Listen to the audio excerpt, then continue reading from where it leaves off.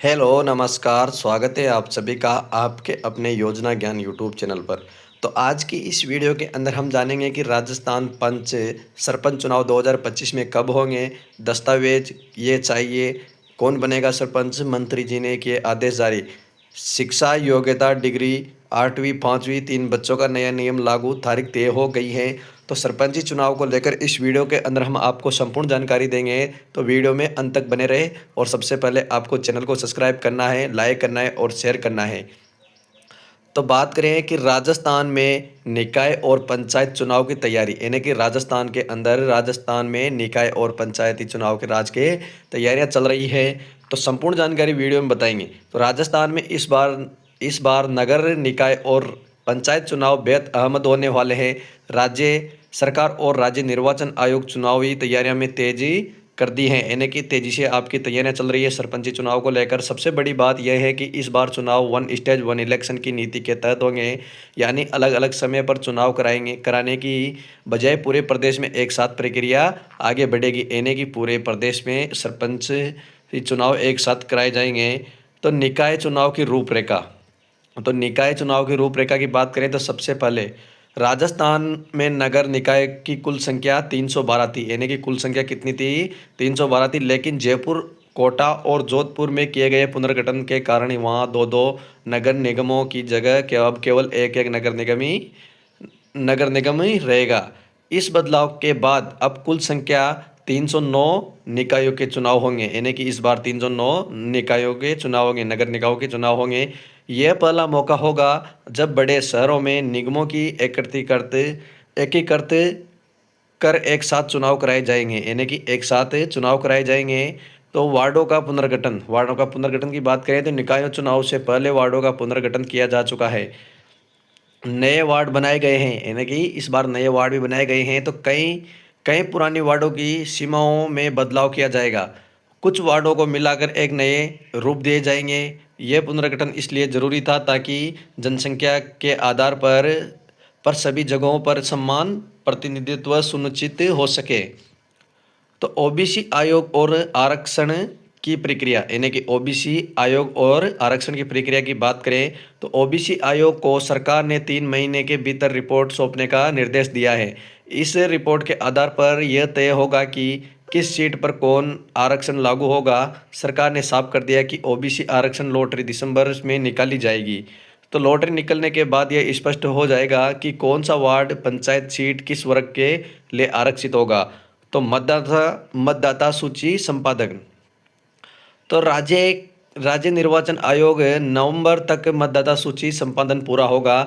नए वार्डों को नई नई सीमाओं के हिसाब से हर मतदाता का नाम सही जगह दर्ज होगा। यह काम पूरी तरह महत्वपूर्ण है, क्योंकि यदि मतदाता सूची अपडेट नहीं हुई तो चुनाव की पारदर्शिता पर सवाल खड़े हो सकते हैं।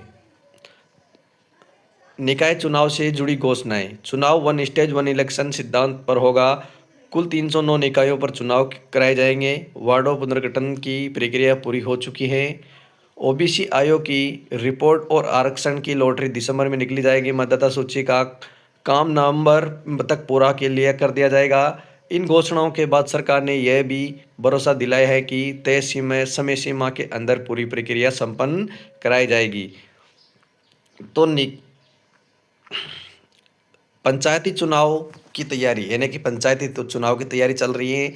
तो निकाय चुनाव के तुरंत बाद पंचायती चुनाव प्रक्रिया शुरू होगी। गांव-गांव में पंचायतों, वार्ड और सीटों का पुनर्गठन पहले से पूरा किया जा चुका है। पंचायती चुनाव की आरक्षण का निर्धारण इसी दिसंबर में निकाली लॉटरी के आधार पर होगा। राज्य निर्वाचन आयोग ने पहले ही स्पष्ट कर दिया है कि पंचायती चुनाव को निकाय चुनाव के ठीक बाद आयोग किया जाएगा, ताकि ग्रामीण और शहरी निकाय दोनों स्तर पर लोकतांत्रिक प्रक्रिया समय पर पूरी हो सके। तो अंतिम जानकारी, चुनाव की संभावित टाइमलाइन। सबसे पहले बड़ा सवाल यही है कि आखिर में ये चुनाव कब होंगे, यानी कि ये चुनाव है जो कब होंगे। नवंबर 2025 तक मतदाता सूची का संपादन पूरा कर लिया जाएगा। दिसंबर 2025 से ओबीसी आयोग की रिपोर्ट सौंपी जाएगी और उसी महीने आरक्षण की लॉटरी निकाली जाएगी। इसके बाद जानकारी 2026 में नगर निकायों के चुनाव कराए जाएंगे, यानी कि 2026 में नगर निकायों के चुनाव कराए जाएंगे। नगर निकायों के चुनाव के एक सप्ताह बाद पंचायत चुनाव प्रक्रिया शुरू हो जाएगी, यानी संभावना यही है कि पंचायती चुनाव जनवरी 2026 के अंतिम सप्ताह या फिर फरवरी के पहले सप्ताह में आयोजित करवाया जाएगा। इस तरह राजस्थान के निकाय और पंचायती चुनाव की तैयारियां अपने अंतिम चरणों में पहुंच चुकी हैं। अब सबकी नज़रें दिसंबर पर टिकी हैं। अब ओबीसी रिपोर्ट और आरक्षण की लॉटरी के सामने उसी के बाद प्रदेश में लोकतांत्रिक का अगला बड़ा पर्व निकाय और पंचायत चुनाव 2026 में पूरी तरह से शुरू हो जाएगा।